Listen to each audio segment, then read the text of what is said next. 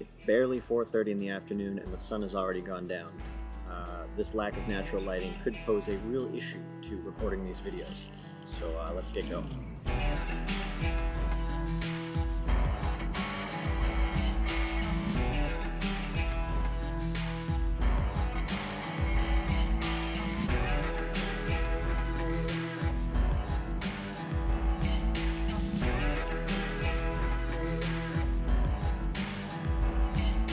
How are we doing today, guys? Welcome back to the shed. I am Josh, and today we're going to be talking about the fourth life change that I'm adding in 30 days, and that is going to be cleaning. Specifically, tidying up the house, picking up a room here or there, folding laundry, doing the dishes.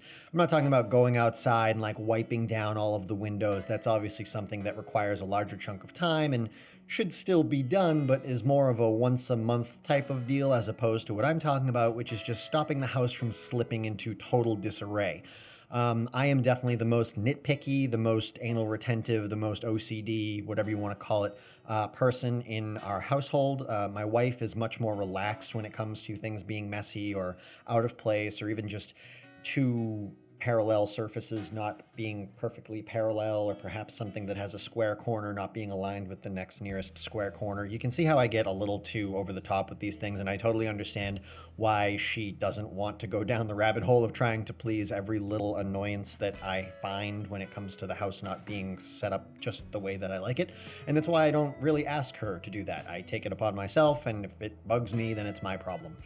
The problem is the house is relatively large, and even though we don't use I don't want to say most of the rooms, but a good number of the rooms right now, because we purchased a house with the foresight of having a moderate-sized family, which we don't have yet. So there are still several rooms that we don't use, and it was a big house to begin with because we wanted a country-style sort of a farmhouse, and they tend to be a little bigger and a little older and need a little more work, but that's what we were looking for. So anywho, it's a good-sized house, and I'm the one that cares the most about how clean it is or isn't. And she, in general, can be a little sloppy when it comes to picking up after herself after she does a project. That's not to say that she's like a slob, but maybe she'll bake a cake. She likes baking. Maybe she'll bake a cake or some cupcakes, and she'll have made up some frosting. And so there's some powdered sugar on the counter. There's some flour over here. There's some brown sugar over there. The stove's a little dirty. There's 6 or 7 dishes and bowls that need to be cleaned. I did, however, one time find frosting on the doorknob of the sliding glass doors in the dining room, which is 2 whole rooms, almost 100 feet away from anywhere she would have been baking in the kitchen. So stuff like that is just curious, and I'm always the one that stumbles upon it, and it just kind of drives me nuts. And then all the way down to little things, like I said, if there's an object on a table, and the table obviously is a rectangle, and say it's a stack of letters, if the letters aren't stacked from the largest letter to the smallest letter, and then that stack of letters isn't right angle aligned to the corner of the table that they're resting on, my eyes will catch it every time I walk into a room, and it just drives me nuts. And I shouldn't say drives me nuts, but it leaves this lingering feeling of uncomfort in my mind, to the point where if the house is too messy for too long of a period of time, even 3 or 4 days, I actually start to feel a little bummed out. I tell my wife I'm really lucky with the fact that I don't really have any troubles as far as emotions. I've never struggled with depression or anxiety or seasonal affective disorder or anything like that. But if the house is messy for 3 or 4 days, if my environment, my surrounding is too messy, I actually start to feel sad and glum, and it starts to affect my energy level. I think that's the closest I get to depression, but it's totally different because all I have to do is get off my ass and clean the house, and it just goes away. So that's obviously totally different than somebody who's dealing with something like depression or anxiety, where they have very little to no control over it, unless they put in an extreme amount of effort. So yeah, that is what I want to add into my daily routine. 30 minutes of cleaning every day, whether it's folding laundry, picking up a single room, doing the dishes, tidying up in general. 30 minutes, no more, no less, of cleaning, probably right after I finish recording these videos, so that it's not lingering at the end of the night when I'm running out of energy.